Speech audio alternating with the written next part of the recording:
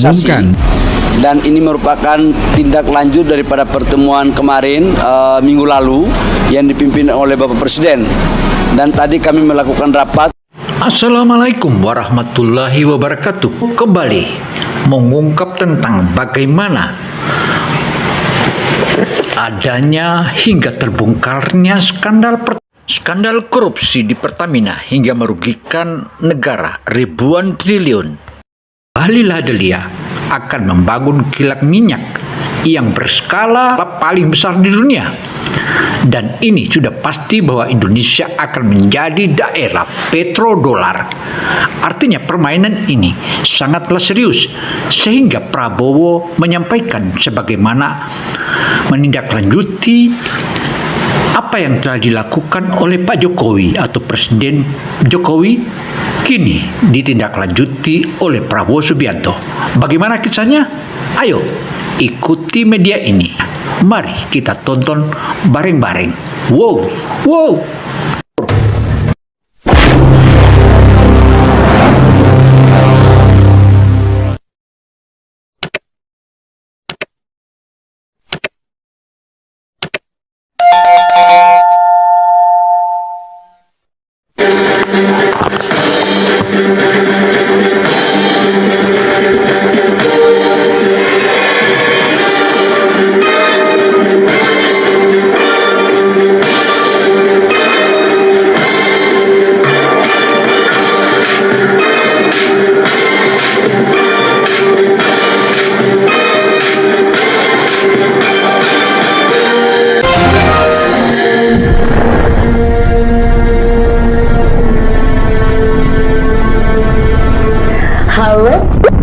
Sobat asisten politik, saudara, keinginan Indonesia untuk bisa menjadi petrodolar atau negara petrodolar sesungguhnya sudah diawalinya oleh Pak Jokowi di tahun keduanya.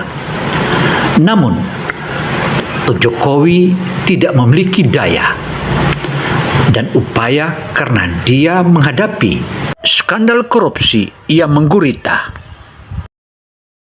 Demikian pula di zaman Presiden SBY juga untuk menghadapinya tentu saja mengalami signifikan kesulitannya.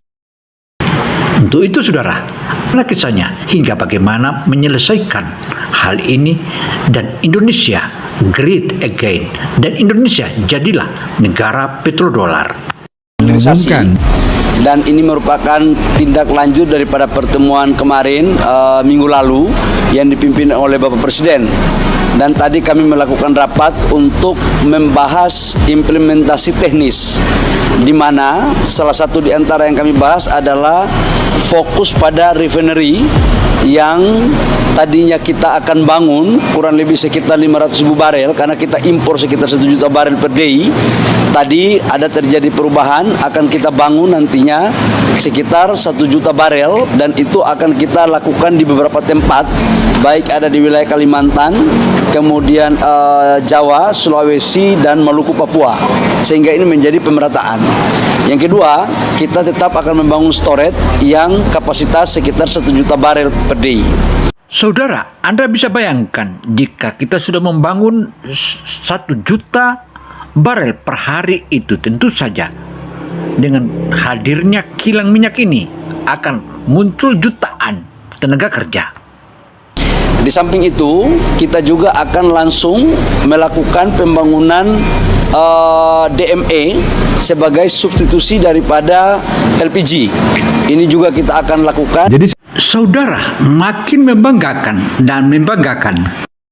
malam Presiden Prabowo itu di sela-sela pertemuannya dengan calon presiden Vietnam ya, itu menyempatkan teman-teman memanggili kabinetnya sampai malam hari begitu ya, mendiskusikan langkah-langkah strategis terbaru. Nah, yang ditelurkan tidak jauh dari yang namanya migas, teman-teman. Luar biasanya Apa yang selama ini menjadi unek-unek ya presiden-presiden sebelumnya, termasuk Presiden Jokowi, itu yang paling istilahnya Presiden ke-7 Jokowi ini yang paling geram gitu ya terhadap kepersoalan impor migas, minyak dan gas ini, akhirnya benar-benar dieksekusi oleh Presiden Prabowo, teman-teman. And it's a very good news for all Indonesia. Apa yang telah dipaparkan oleh rekan itu maha dahsyat dan luar biasa. Dan untuk itu saudara, mari kita ikuti terus karena ini sangat penting. Jangan kemana-mana. Dua kelompok pembangunan besar yaitu minyak dan gas ini dalam proyek strategis nasional. Nanti kita lihat. Tapi itu sudah masuk dalam program strategis dan prioritas hilirisasi. Ya. Ini kabar yang sangat bagus ya. Setelah bertahun-tahun gitu ya, tidak ada gregetnya gitu ya. Hanya impor sampai Presiden Jokowi pernah marah ini seperti ini. Batu bara bisa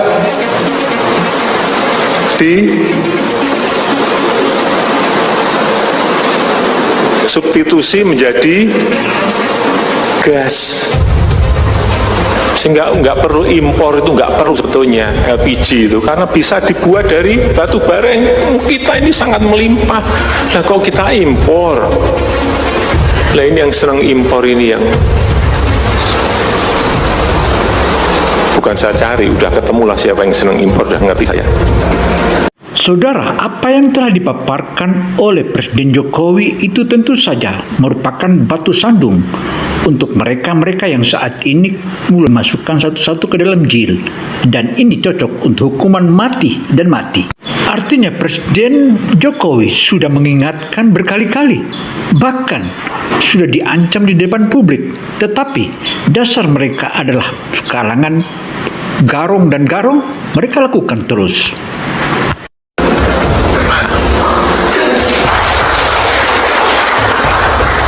Hanya perlu saya ingatkan bolak-balik, hati-hati.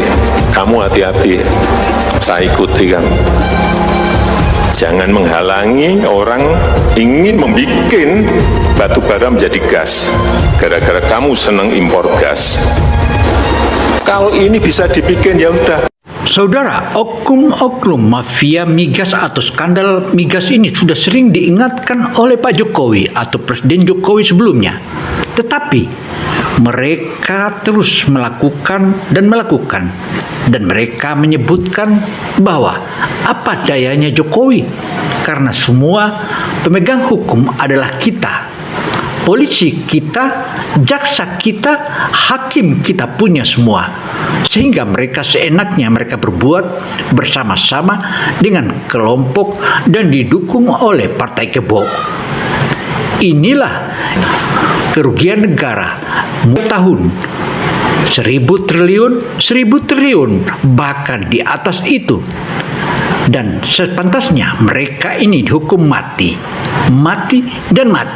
karena kejahatannya sudah sering diingatkan sebelumnya oleh SBY, kemudian Presiden Jokowi. Karena itu saudara, menyatunya 3 presiden, mulai dari Presiden SBY, Presiden Jokowi, dan Presiden Prabowo, maka tidak ada kejahatan yang bisa lolos di tangan ketiganya dan masukkan semua ke dalam bui dan hukuman mati.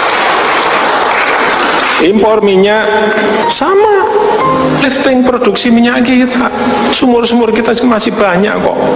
Dan Pak Jokowi untuk merehabilitasi dan menyelesaikan itu menunjuk seorang mantan wakilnya.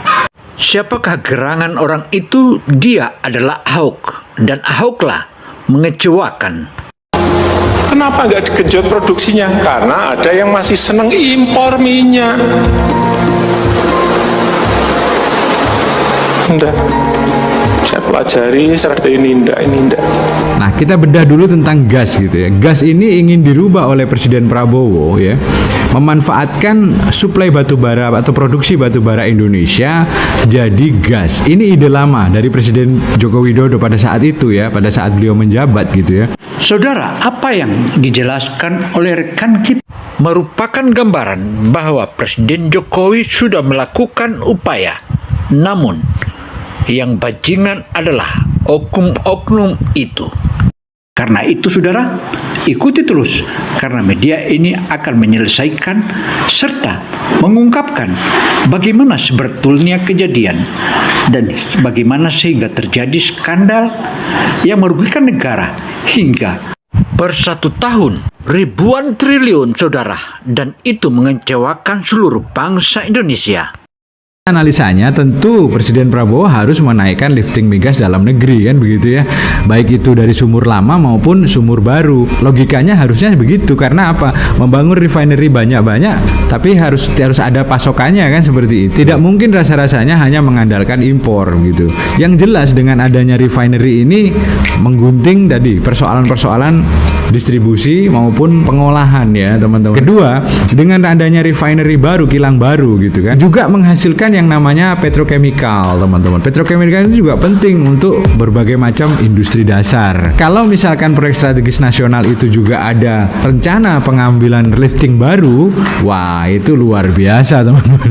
Berarti Presiden Prabowo itu ingin ya mengulangi kembali sebuah kejayaan bangsa kita bersama, yaitu zaman petrodolar. Jadi Indonesia teman-teman pernah mengalami masa-masa kejayaannya menjadi sebuah negara petrodolar yang sangat luar biasa. Hanya saja karena terlalu banyak kita ekspor, tidak ada storage, akhirnya apa yang terjadi? Ya, intinya adalah Singapura tanpa tambang minyak, tapi kenapa dia memiliki kilang? Dan disinilah sumber kekayaan Singapura itu meledak karena bekerja sama dengan koruptor Indonesia. seperti itu, akhirnya impor. Saudara, apa yang barusan diungkapkan oleh rekan kita itu tentu saja merupakan salah satu ungkapan yang maha dahsyat dan luar biasa, dan selanjutnya tentu merupakan salah satu dambaan bagi pemerintah Indonesia. Dan hal ini kita akan mengingat kembali sebagaimana yang dipaparkan oleh rekan itu bahwa Indonesia pernah menjadi negara petrodolar. Dan akankah kita mengulangi lagi sebagai Indonesia menjadi negara petrodolar? Tentu semua itu kembali ke kita semua. Dan bagaimana pengawasan kita, terutama rekan-rekan yang ada di bidang media. Dan itu pun juga kita harus betul-betul mawas diri dan jemennya yang super ketat yang bisa mampu segalanya. Nah, menariknya menurut Pak Bahlil ada tuh pembangunan storage. Kemudian Jawa, Sulawesi, dan Maluku, Papua, sehingga ini menjadi pemerataan. Yang kedua, kita tetap akan membangun storage yang kapasitas sekitar 1 juta barel per day. Saudara, tentu saja pertemuan kita ada awal dan juga ada akhir. Semoga informasi yang kami paparkan ini adalah merupakan informasi yang menjadi masukan berharga bagi kita semua, terutama kepada masyarakat. Saya Kino Samsudin Mirsab melaporkan, semoga informasi ini bisa menjadi masukan berharga. Wassalamualaikum warahmatullahi wabarakatuh. Semoga Allah melindungi kita semua. Amin, amin, amin. Ya Rabbal Alamin.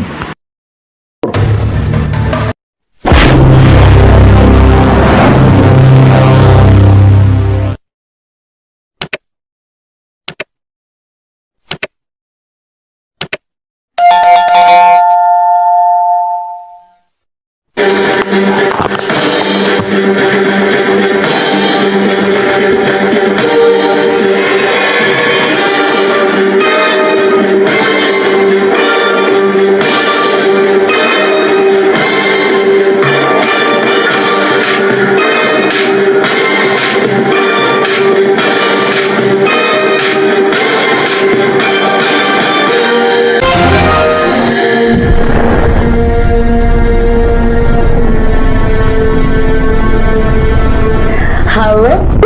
Sobat Asisten Politik.